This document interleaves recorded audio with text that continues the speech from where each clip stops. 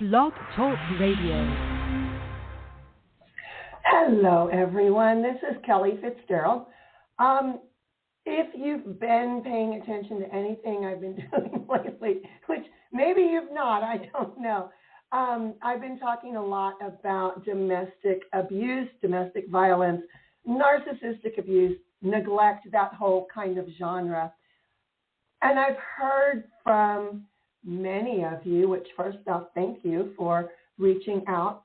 The entire series you can find on my YouTube channel, which is Kellie Fitzgerald, intuitive medium and author. Kellie is, of course, with an IE.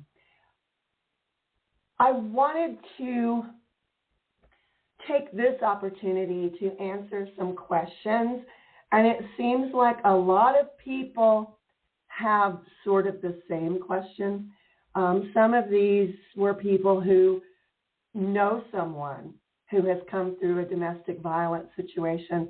Others are from people who have been abused themselves. All of these questions collectively have dealt with spirituality. Why does it seem that people who come through some kind of traumatic event, it doesn't have to be domestic violence or abuse, it can be the loss of someone close to you, it can be any kind of abrupt change in your life that you find is traumatic. In one person's story did reach out, it was how people responded to his incredible weight loss.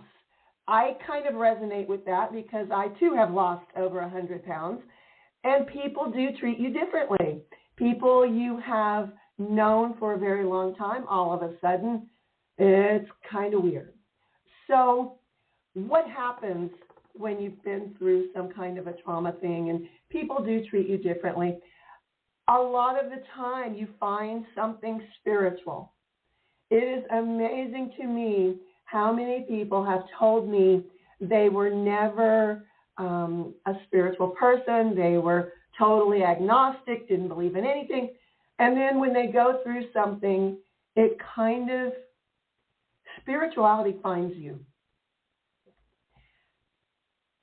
You have to understand, I'm talking about spirituality, not religion. And I've said this on many shows in the past. When I was being beaten every day and choked every day, I went to a church for help. And they told me to go away. You're not a member here. Go away. We don't want to help you. And that's a really common story, too. A lot of people have had those experiences. So spirituality is very, very different, first off. If you've listened to me for any length of time at all, you know I am deeply, deeply spiritual. I am not religious. And that's pretty common for people who have been through trauma. So the first thing to understand is that's really a common thing. You know, when you start waking up, you start healing, you start moving forward, you do tend to become more spiritual, even if that isn't what you call it. Even if you call it becoming more aware or becoming more yourself. Whatever terminology you're using, it still comes down to the same thing. You have become more and more spiritual. It's a good thing. It's not something to worry about, not something to, freak out over. It's just the way it is. Now, people who are in your life, they may freak out over it. And I've talked about this before as well. If you change and you start healing and you start becoming your truest, most authentic self, people who were attached to that broken, kind of beaten down person will probably fade away from your life. Don't chase them. It's okay.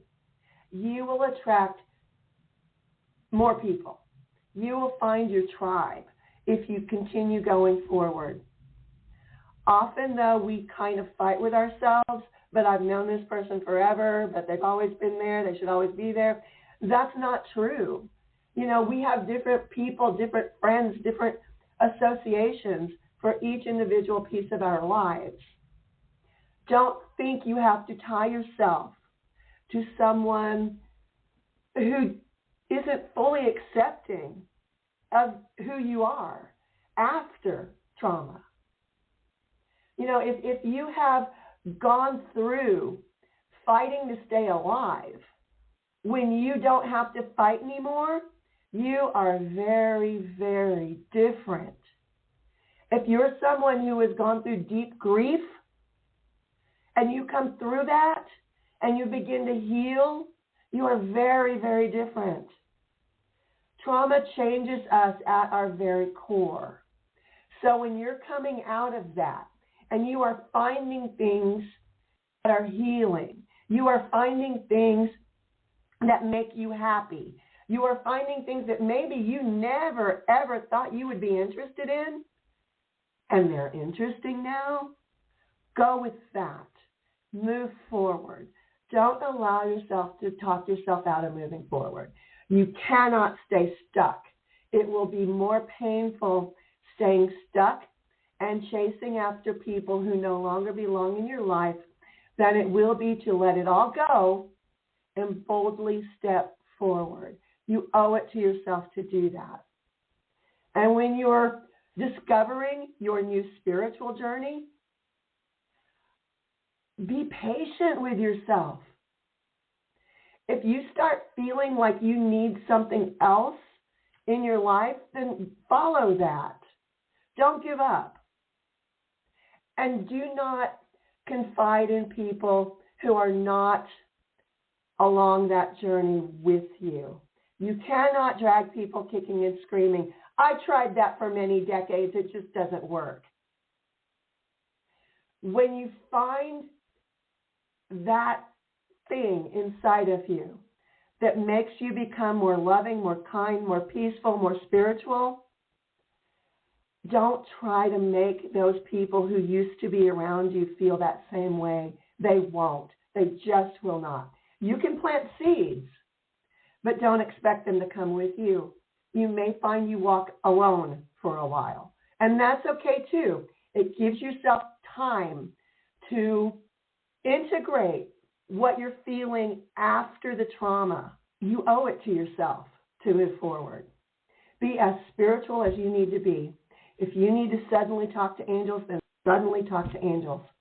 If you need to try and connect with ancestors, do that.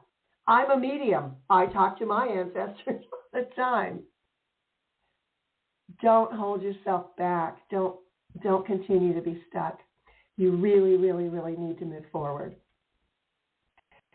If you have any questions or comments about the show or anything else, please reach out to me. You can find me on Facebook, on X.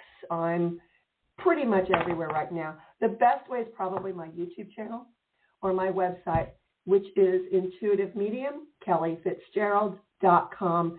Thanks so much for listening. If you know someone who can benefit from listening to this show, please feel free to share it. Thanks so much. Bye.